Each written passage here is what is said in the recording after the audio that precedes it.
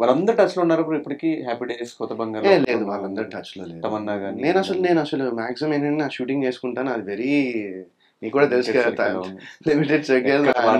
నా ఇంట్లో ఎప్పుడైనా బర్త్డే అయితే మేబీ ఒకసారి మనం కలిసాము ఇక్కడ బర్త్డే ఎవరితో అయితే. Besides that man I like to stay here. I have a limited thing, but one guy I'm in touch with is Nikhil. Obviously నేను నిఖిల్ మా ఫ్రెండ్షిప్ గురించి అందరికీ తెలుసు. మనోడు ఫస్ట్ యువత చేసినప్పుడు ఆ సెలబ్రేషన్స్కి నేను వెళ్ళాను, హ్యాపీ డేస్ కలిసి సెలబ్రేట్ చేసుకున్నాం.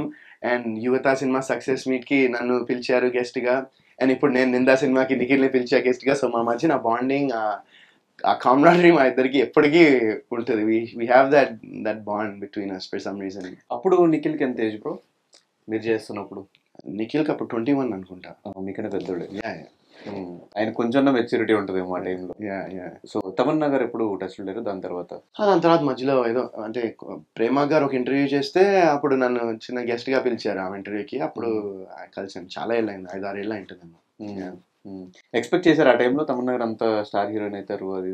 నేను అసలు అంత ఆలోచించలేదు కూడా. అంటే ఇప్పుడు తమన్నా స్టార్ హీరో అవుతుందా లేకపోతే ఇంకో స్టార్ హీరో అవుతారనేది నాకు ఆనెస్ట్ గా నాకు ఆ టైంలో నా మైండ్ లో లేదు. నేను మామూలుగా నా పని ఏం చేసుకుంటున్నా, నేనేం చేస్తున్నాను, నెక్స్ట్ ఇప్పుడు నాకు రేపే షూటింగ్ ఉంది. నేను లిటరలీ 2 సినిమాలు షూటింగ్ చేసేవాడిని ఒక పాయింట్ లో, డేలో. సో నా మైండ్ అంతా అక్కడే ఉండేది మాక్సిమం. సో వాళ్ళు ఏం చేస్తున్నారు, వీళ్ళు ఏం చేస్తున్నారు అనేది నేను నేనేం చేస్తున్నాను అనేది నాకు ఇంపార్టెంట్. అండ్ ఆ ఫిల్మ్ నుంచి వచ్చిన వాళ్ళు, దాని తర్వాత ఫిలిమ్స్ నుంచి వచ్చిన వాళ్ళు, తర్వాత మీతో పాటు జర్నీ స్టార్ట్ చేసిన వాళ్ళు చాలా మంది ఇప్పుడు టాప్ పొజిషన్ లో ఉంటాము, కొంతమంది మీ ముందే వచ్చి మీ ముందే వెళ్ళిపోవడము, ఇట్లా జరిగినప్పుడు మీ గురించి మీరు ఏమనుకున్నారు ఆ టైంలో? అంటే వాళ్ళు సక్సెస్ అయ్యారు.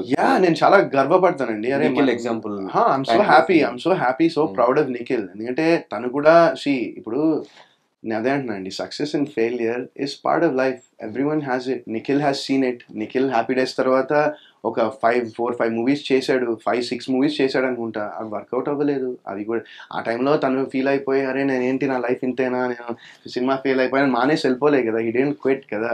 సో సక్సెస్ ఫెయిలియర్ అనేది ఎప్పటికీ అందరి లైఫ్లో వస్తుంది. ఎప్పుడు మనం గివ్అప్ చేయకుండా, మనం క్విట్ చేయకుండా ఒక పని చేస్తే ఎప్పుడో అప్పుడు సక్సెస్ అవుతాం.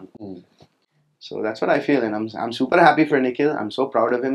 మంచి సినిమాలు, అండ్ ఇప్పుడు ఒక నాట్ జస్ట్ తెలుగు ఆడియన్స్కి, ఇండియాలో ఉన్న చాలా మంది ఆడియన్స్కి తను చేసే సినిమాలు, తను సెలెక్ట్ చేసుకునే కథలతో దగ్గరయ్యాడు. And I'm so happy for him. Is ఇప్పుడు నాట్ ఓన్లీ తెలుగులో అతనే కాదు, మొత్తం పాన్ ఇండియాలో తెలిసిన ఒక నటుడిగా రికగ్నైజ్ అయ్యాడు నిఖిల్. కానీ మీలో ఆ మిస్టేక్ ఏంటి? లైక్ ఎక్కడ రాంగ్ స్టెప్ తీసుకుంటున్నారు ఎవ్రీ మూవీకి అంటే ఏం చెప్తారు? ఎవ్రీ మూవీకి నేనేం రాంగ్ డిసిజన్ తీసుకోలేదు. చాలా సినిమాలు తీసుకున్నా, ఎవ్రీ మూవీకి తీసుకోలేదు. సో ఎవ్రీ మూవీ సక్సెస్ అవ్వకపోవడానికి వాట్ ఇస్ ద రీజన్స్ ఏమై ఉండొచ్చు? ఆడియన్స్ థియేటర్కి వచ్చి సినిమా చూడకపోవడం, అదే రీజన్. సినిమా బాగాలేకపోవడము, అంటే సినిమా బాగాలేకపోవడం ఇన్ సెన్స్ మేబీ నాకు నచ్చచ్చేమో, చూసే వాళ్ళకి నచ్చలే.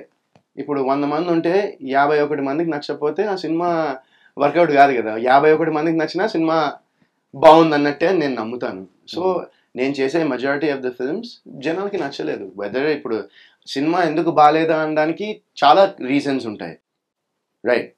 ఇట్ బీ ఫ్రమ్ స్టోరీ కానీ, ఎగ్జిక్యూషన్ కానీ, స్క్రీన్ ప్లే కానీ, ఆర్ ఇంకా ఎన్నో ఉంటాయి, రైట్? ఆర్ క్యారెక్టరైజేషన్స్ కానీ, మేబీ కాస్టింగ్ అవ్వచ్చు, లేకపోతే మ్యూజిక్ నచ్చకపోవచ్చు, లేకపోతే కొన్ని థింగ్స్ సింక్ కాకపోవచ్చు. ఇప్పుడు సినిమా అనేది నేను అదే చెప్పాను కదా, ఇప్పుడు అన్ని క్రాఫ్ట్స్ అందరూ ఒకే పేజ్ మీద ఉన్నారంటే ఖచ్చితంగా ప్రోడక్ట్ కొంచెం బెటర్గా ఉంటుందని నేను నమ్ముతాను.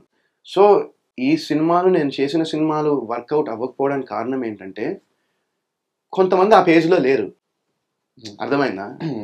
సో ఇప్పుడు వాళ్ళ పేర్లన్నీ చెప్పాలంటే అది వద్దు, నేను చెప్పను కూడా. సో అలా జరిగినాయి కొన్ని సినిమాలకి. So that's why they didn't work out. And అది రెస్పాన్సిబిలిటీ నేనే తీసుకుంటా 100%. ఎందుకంటే అది నేనే ఆ జడ్జ్మెంట్ అది ముందరే నాకు తెలియాల్సింది. బట్ ఆ టైంలో నేను చెప్పాను కదా, ఏజ్ వల్ల కానీ వాట్ ఎవర్ ఇట్ మేబీ నేను అంత కేర్ తీసుకోలేదు. సో అది 100% మిస్టేక్ నాదే.